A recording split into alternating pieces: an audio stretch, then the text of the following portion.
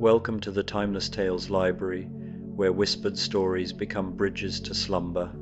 I'm Oliver, your evening companion, and tonight I've prepared a tranquil narrative to calm your thoughts and shepherd you toward peaceful dreams. The Timeless Tales Library flourishes through the kindness of souls like you. If these gentle tales have brought you solace, please subscribe and help us weave more of these restful journeys together. As you nestle into comfort, drop a note below sharing where in the world you're listening tonight, and tell me of a magical place you'd love a story to carry you, perhaps the floating gardens of Babylon, the crystal caves beneath the northern lights, the hidden tea houses of ancient Chengdu, or a lighthouse perched on the edge of a starlit sea. Your whispered wishes keep our cozy sanctuary alive with wonder. A Dracula sleep story. In this gentle episode from our Dracula Sleep Stories series, join the noble Arthur Holmwood as he tends to his late beloved's memorial garden on a peaceful autumn evening. Amid the soft whisper of falling leaves and the silver touch of moonlight, Arthur finds solace in quiet remembrance and the timeless beauty of nature's gentle cycles. Now, take a slow, quiet breath and let the day's events become as transparent as glass. You are entering the crystal atrium, a hall made of polished crystals and mirrors within the Timeless Tales Library. This is a place of reflection, where every story is a clear, shimmering facet of a beautiful, peaceful truth. Light filters through the crystalline walls, painting the room in soft, calming colors. Feel your body become as still and clear as a calm pool of water. Sink deeper into the secure foundation of your bed. The crystal atrium is a sanctuary where you can reflect on the quiet peace within yourself. Your body is a vessel for peace, and your mind is an empty canvas ready for the gentle stories of the atrium. Let your inner calm become a brilliant light that fills your entire being. Dracula's Arthur Holmwood's moonlit garden. The sun's final light, a soft and encompassing amber, settled over the manicured grounds of Ring Estate, drawing across the shoulders of the countryside like a comforting woolen blanket. From the high windows of his private study, Arthur Holmwood watched the last, lingering golden rays of daylight filter through the ancient, gnarled oak trees that had guarded his ancestral home for centuries. He pressed his hand against the glass pane, its cool surface a stark contrast to the warmth of his skin, and felt the faint, pleasing vibration of the evening breeze as it stirred the tenacious ivy climbing the manor's thick stone walls. The familiar scent of old wood and polished leather filled the air around him, a silent testament to generations of Holmwoods who had stood in this very room, watching the sun set over their land. Arthur had always found a profound sense of peace in these hushed, transitional moments, that sacred, quiet space between the bustling energy of day and the deep stillness of night. It was as if the world collectively paused, holding its breath before surrendering to the soft and gentle embrace of the evening. But tonight, a particular kind of stillness called to him, a poignant, gentle invitation that seemed to emanate from the direction of the walled garden beyond the sprawling terrace. It was Lucy's garden, the one he had painstakingly and lovingly restored in her memory, where pure white roses bloomed in perfect, careful rows, and the lavender released its heavy, drowsy fragrance into the cooling air, a fragrant ghost of a joy long past. The young Lord of Ring, with the kind of unhurried grace that had always defined his movements, turned from the window. Arthur Holmwood was a man who understood the profound value of taking his time, of allowing each fleeting moment to unfold naturally, unmarred by the harsh, demanding press of urgency. His dark hair, thick and tousled, caught the warm, flickering lamplight as he reached for the well-worn woolen coat hanging beside the door, a deep burgundy garment that had been his father's, its fabric now soft and pliable with age, carrying the faint, comforting scent of sandalwood and autumn leaves. The coat's weight on his shoulders felt like a familiar and trusted friend, offering not just warmth but a sense of continuity and connection to the past. As Arthur stepped out onto the cool stone terrace, the evening air, now a gentle, invigorating caress, enveloped him. The sky above was rapidly deepening from a pale, watery gold to the softest shade of twilight purple, and already the first faint stars were beginning to emerge, scattered across the gathering velvet darkness like newly forged diamonds.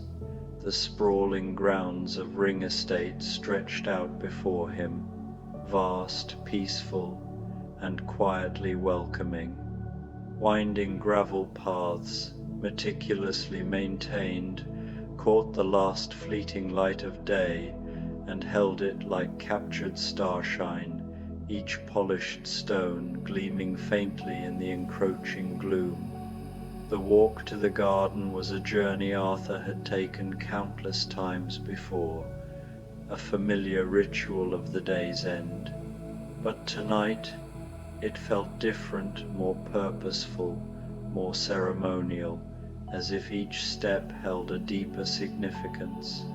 His footsteps made a soft, rhythmic crunch on the gravel as he followed the familiar path, past the marble fountain where water trickled in a constant, soothing murmur, a sound that was the very heartbeat of the estate.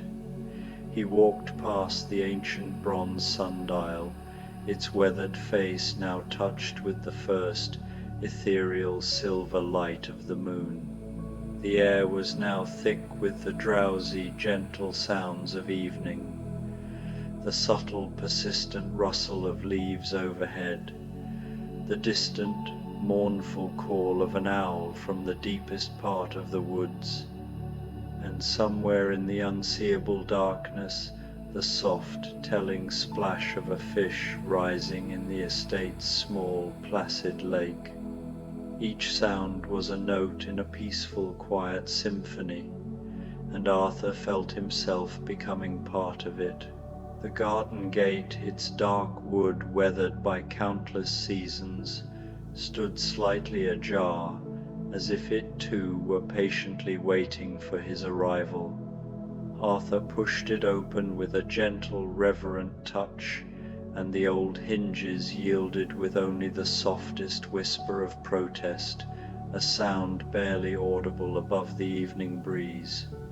Beyond the gate lay Lucy's garden, now fully bathed in the ethereal, silvery light of the rising moon. The white roses seemed to glow with a kind of inner luminescence, their delicate petals, soft as silk, curved inwards like sleeping birds.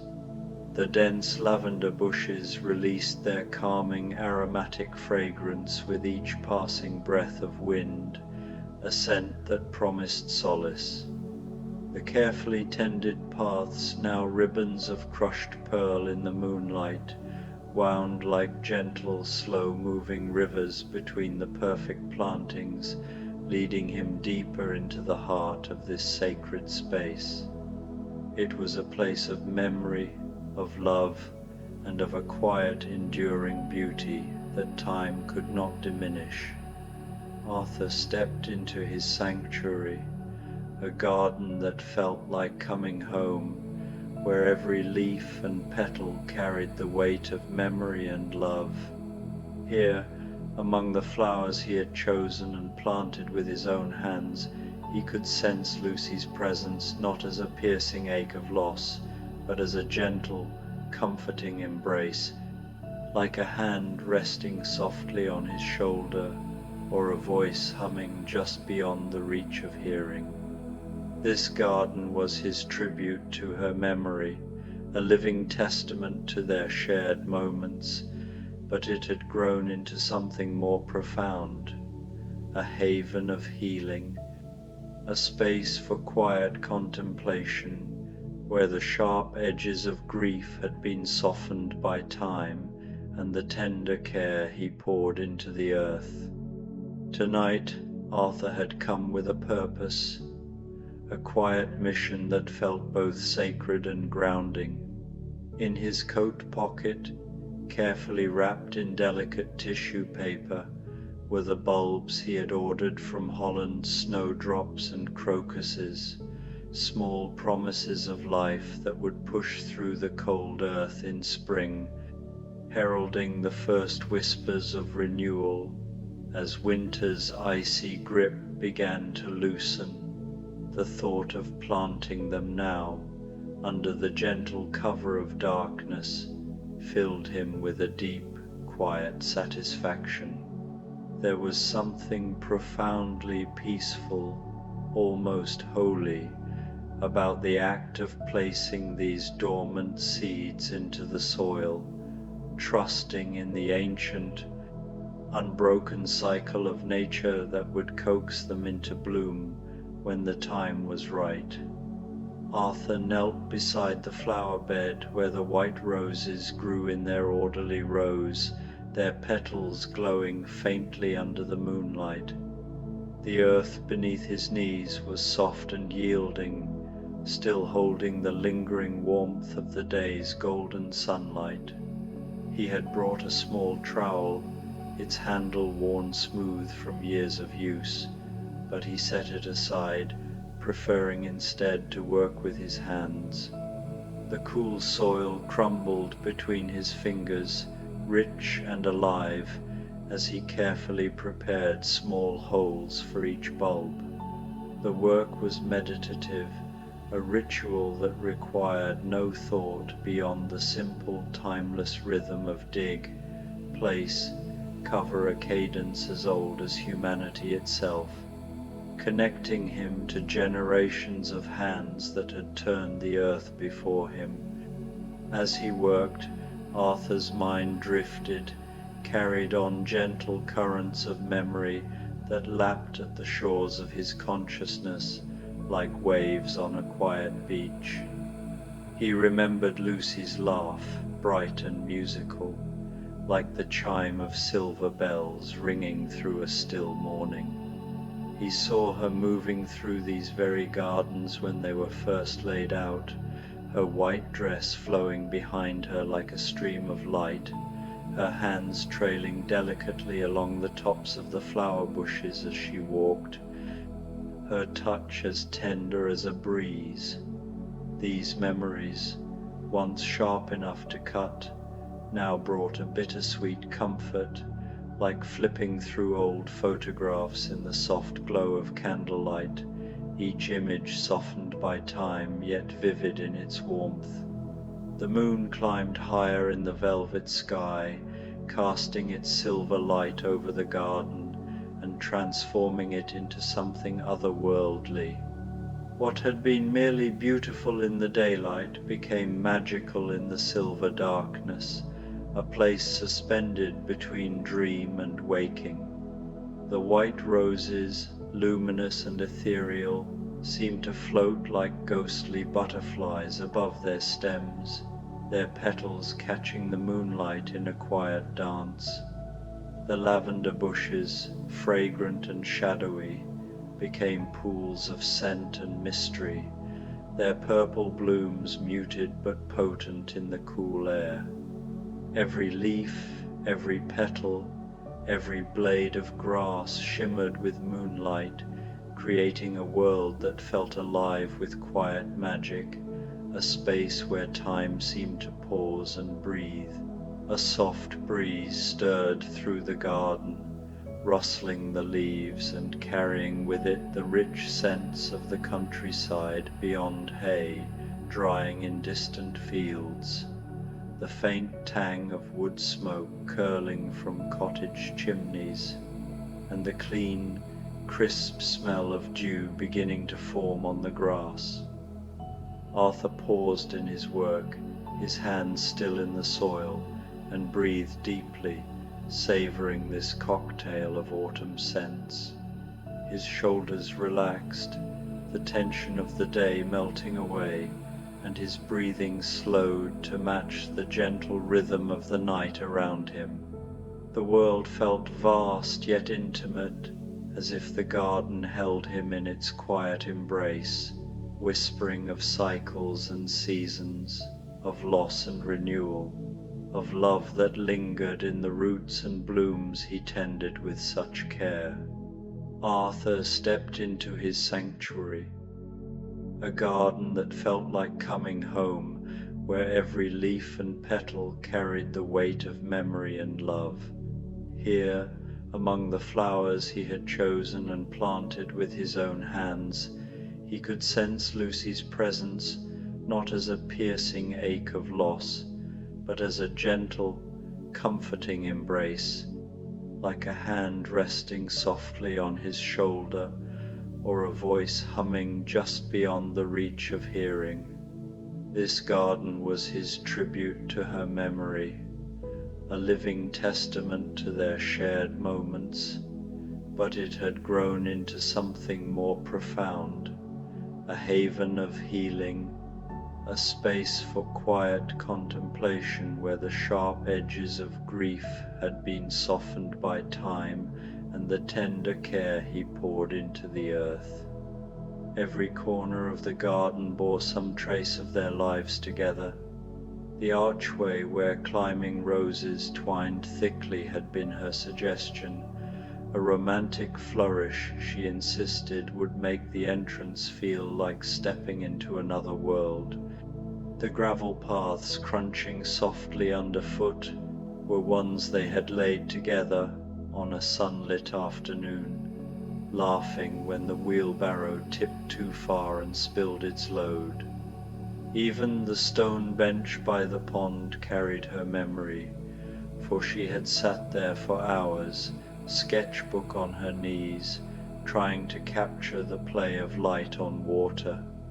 Though Lucy herself was gone, her essence lingered in the very design of the place, and Arthur often thought the garden breathed with her spirit.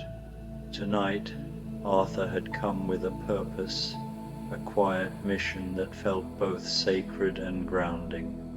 In his coat pocket, carefully wrapped in delicate tissue paper, were the bulbs he had ordered from Holland's snowdrops and crocuses, small promises of life that would push through the cold earth in spring, heralding the first whispers of renewal as winter's icy grip began to loosen.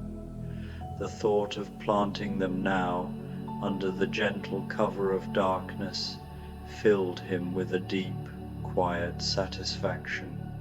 There was something profoundly peaceful, almost holy, about the act of placing these dormant seeds into the soil, trusting in the ancient, unbroken cycle of nature that would coax them into bloom when the time was right. The bulbs were small, unassuming things, pale and papery in his palm, yet within them lay a hidden certainty, the inevitability of green shoots, the unfurling of fragile petals, the soft defiance of life returning when all else seemed still. Arthur knelt beside the flower bed, where the white roses grew in their orderly rows, their petals glowing faintly under the moonlight. The earth beneath his knees was soft and yielding, still holding the lingering warmth of the day's golden sunlight. He had brought a small trowel, its handle worn smooth from years of use, but he set it aside, preferring instead to work with his hands. The cool soil crumbled between his fingers, rich and alive, as he carefully prepared small holes for each bulb. The work was meditative, a ritual that required no thought beyond the simple, timeless rhythm of dig, place, cover, a cadence as old as humanity itself, connecting him to generations of hands that had turned the earth before him.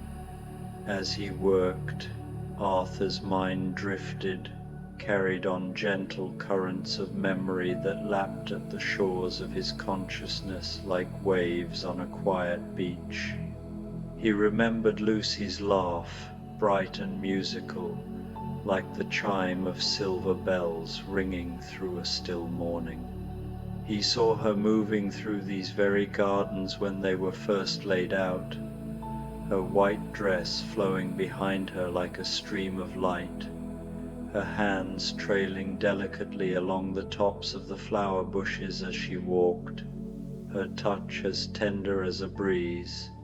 These memories, once sharp enough to cut, now brought a bittersweet comfort, like flipping through old photographs in the soft glow of candlelight, each image softened by time yet vivid in its warmth.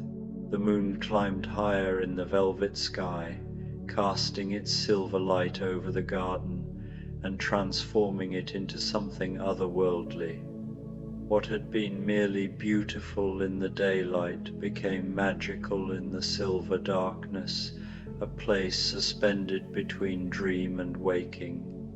The white roses, luminous and ethereal, seemed to float like ghostly butterflies above their stems, their petals catching the moonlight in a quiet dance. The lavender bushes, fragrant and shadowy, became pools of scent and mystery, their purple blooms muted but potent in the cool air.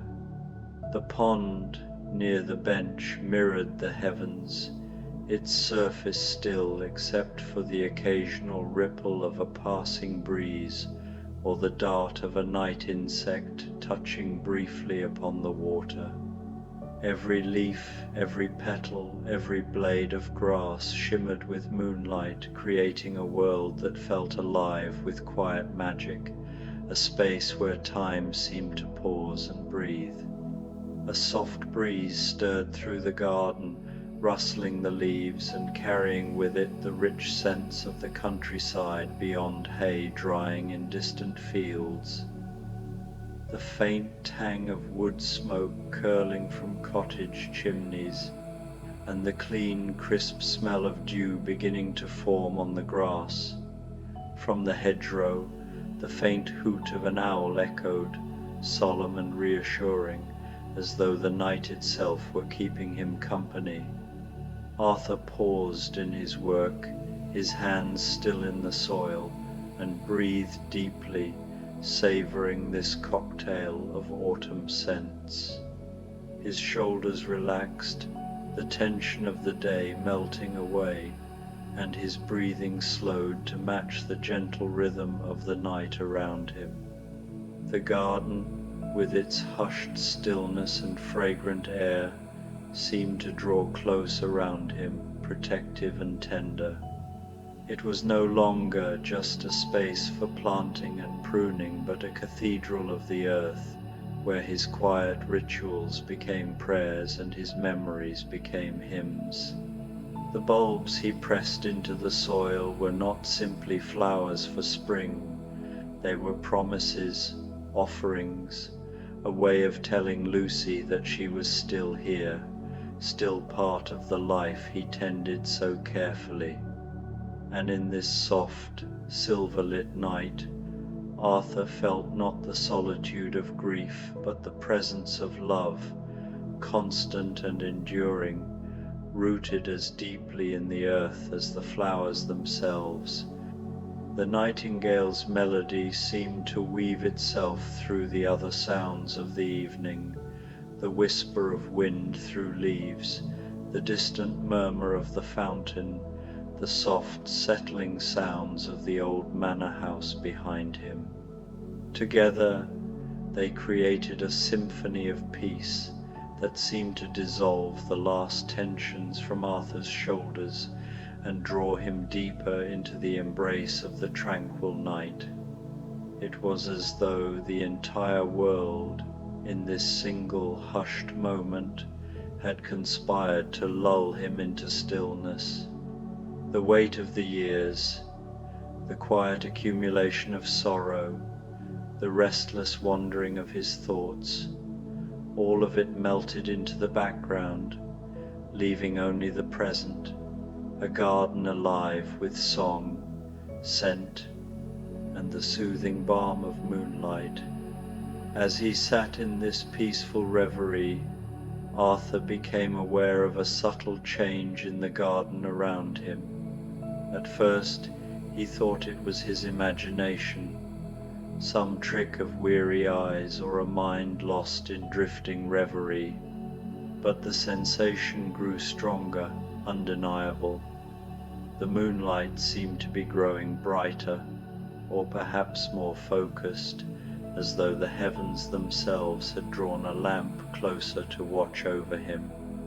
The air itself seemed touched with something indefinable, carrying a shimmering quality that was not sound, nor sight, nor scent, but all three woven together in a way that felt utterly otherworldly. He did not feel startled.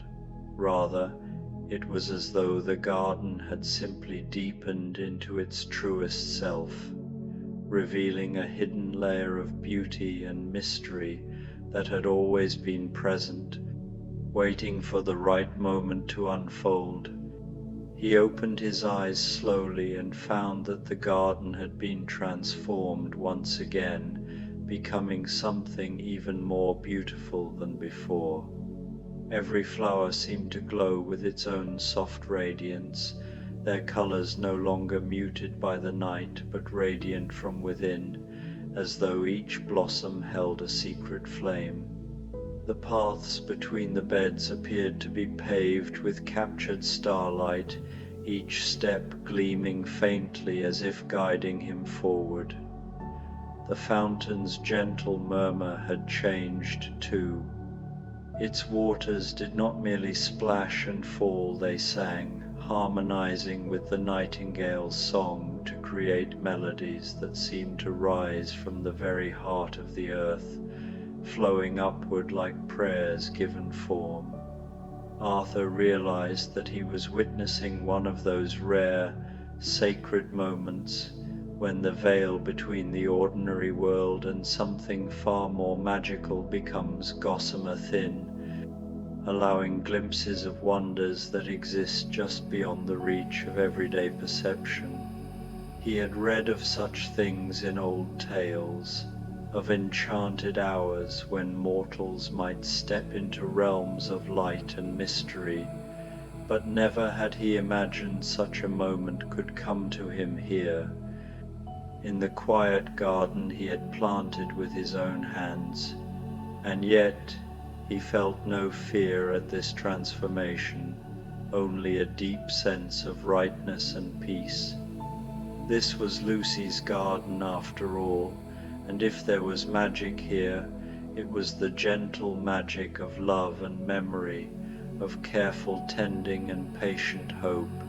The beauty of it all seemed to be less an intrusion from some outside power, and more a blossoming of what had always been within these grounds. The culmination of love poured into the soil, of sorrow transmuted into tenderness, of a devotion that had never wavered. Arthur rose from the bench and walked slowly through this transformed landscape, his feet making no sound on the luminous paths. He felt as though he were drifting rather than walking, carried along by the music and the light, his presence welcomed by the glowing flowers that seemed to turn toward him like living things recognizing an old friend. Their petals leaned toward his passing with subtle bows, brushing the edges of his coat as though offering a benediction. At the center of the largest rose bed, where the finest white blooms clustered together in perfection, Arthur saw something that made his heart fill with quiet wonder. There, barely visible, unless one knew exactly where to look, was the faintest outline of a figure. She was delicate and graceful, her presence more suggestion than solidity, as though shaped from mist and moonlight. Her long hair shimmered like woven silver strands, spilling around her shoulders with a softness that seemed to glow from within. The dress she wore flowed as if made from captured dawn, or clouds caught in twilight's embrace, billowing gently though no breeze stirred it. The figure bent over the roses with infinite care, her movements so tender they barely disturbed the air around her. Each touch seemed to coax a brighter glow from the blossoms, as though she were tending not merely to petals but to something deeper, the very essence of life itself. When she turned toward Arthur, the garden seemed to fall utterly still, holding its breath in reverence. Her face held all the love and peace he had ever known.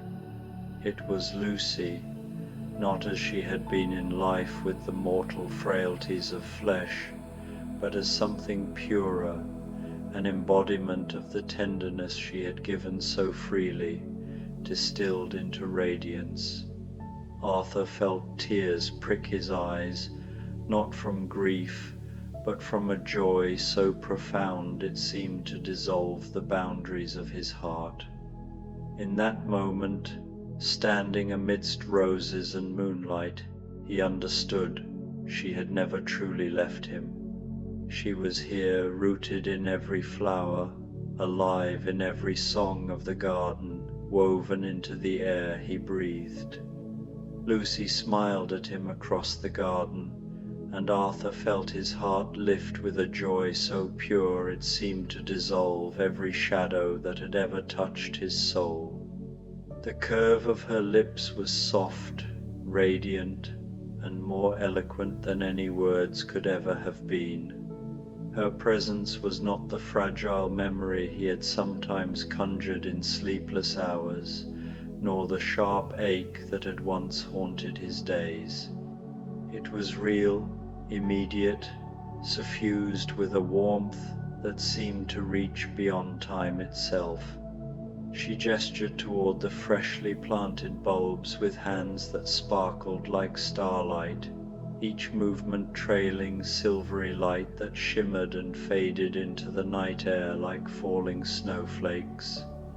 Arthur followed her gaze, and as he looked at the small mounds of soil where he had gently tucked the bulbs into the earth, he felt a tide of understanding wash through him. Her approval flowed outward in ripples, touching every leaf and petal with blessing, as though the entire garden had leaned closer to receive her benediction. A white rose unfurled another petal despite the lateness of the hour, and the lavender breathed a fresher wave of fragrance into the still air. Even the nightingale's song lifted into a sweeter cadence, as if answering her unspoken command. In that moment of perfect communication, Arthur understood that his work here was more than gardening. Each act of planting, of tending, of kneeling to coax life from the soil, was a prayer, a promise, an act of devotion that transcended the boundaries between worlds. His labor was not only a tribute to Lucy's memory, but also a bridge of beauty and care that would endure through all seasons, living proof that love, once sown, could never truly die. He felt himself not merely a man working in his garden, but a participant in an eternal rhythm of love and renewal, a caretaker of something vast and sacred. The vision lasted only moments, or perhaps hours. Time seemed to dissolve entirely in this enchanted space, pooling and flowing like water freed from its banks. The air itself shimmered with stillness, holding its breath, as if unwilling to intrude upon such grace. When the ordinary world gradually reasserted itself, when the roses returned to their natural moonlit beauty, and the pathways once more gleamed only with dew instead of starlight, Arthur found that the sense of peace and completion remained.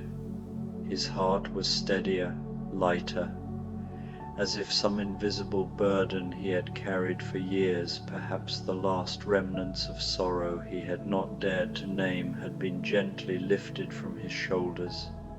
Arthur made his way slowly back to the garden bench, his steps measured and contemplative.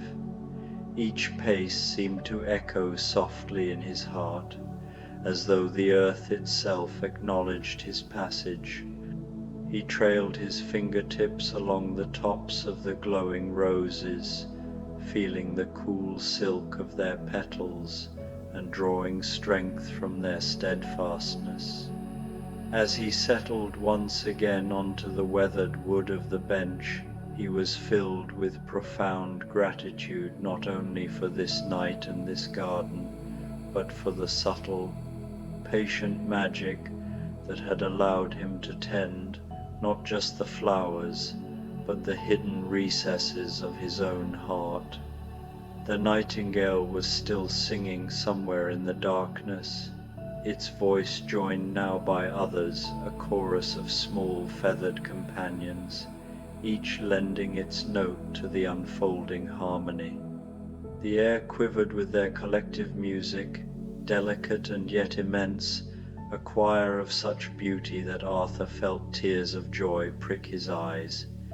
He let them fall unheeded, running warm down his cheeks, for they were no longer the tears of sorrow, but of release, of gratitude, of a heart so full it had no choice but to spill over. The moon had reached its zenith now, suspended like a great silver lantern high in the velvet sky. Its radiance painted the entire garden in shades of pearl and frost, making every blade of grass gleam as though dusted with precious metal. The fountain glowed like liquid crystal, its droplets catching the light before falling back into the pool with soft, eternal music.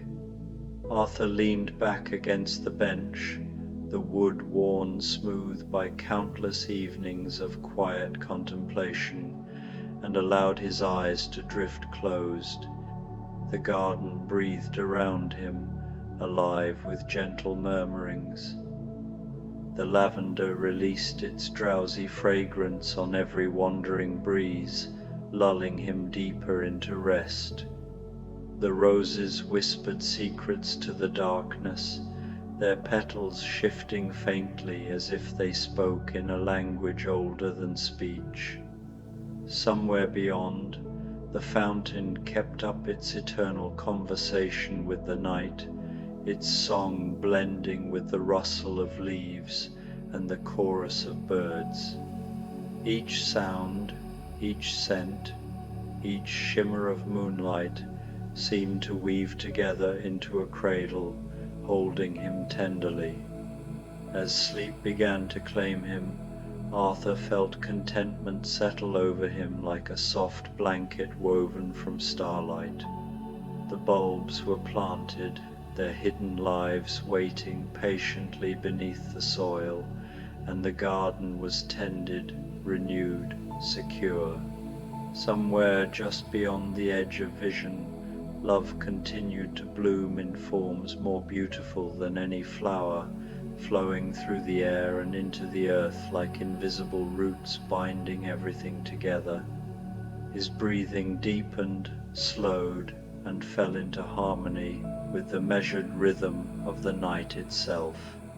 His last conscious thought was of mornings yet to come, when sunlight would pierce the frosted earth, and the bulbs he had planted tonight would rise like small miracles, proclaiming once again that love endures through all seasons. The garden watched over Arthur as he dozed on the bench. The white roses glowed softly in the moonlight, like guardian angels keeping vigil through the hushed hours. The lavender bushes released wave after wave of their calming essence, perfuming the air around him with a balm for his dreaming heart. The newly planted bulbs, hidden in the soil beneath his feet, seemed to pulse faintly with their own quiet promise, gathering strength for the day when they would rise into the light. In his dreams, Arthur walked through endless gardens, each more wondrous than the last. Here every flower told a story of love and remembrance. Every path was lined with blossoms that carried whispers of voices long gone but never forgotten. Time itself seemed to slow, flowing thick and golden like honey in sunlight, and the boundaries between memory and hope became as soft and permeable as morning mist. In those dreams the nightingales followed him, their voices weaving melodies that sang him deeper into peace, each note a thread of love binding him to the world he had lost and yet still carried within him. The night embraced Arthur and his garden with infinite tenderness, holding them both in the gentle pause between one day and the next, a liminal space where all things were possible, where love was eternal, and where gardens bloomed forever in the silver light of memory and hope. There, under the watchful gaze of the moon and the whispered blessing of the nightingale's song, Arthur Holmwood slept the deep restorative sleep of those who have tended their corner of the world with care. And in that sleep he dreamed not of endings but of beginnings, of bulbs breaking through earth, of roses unfurling, of laughter carried on summer winds, of love returning 100-fold in the quiet magic of moonlit nights and the promise of springs yet to come.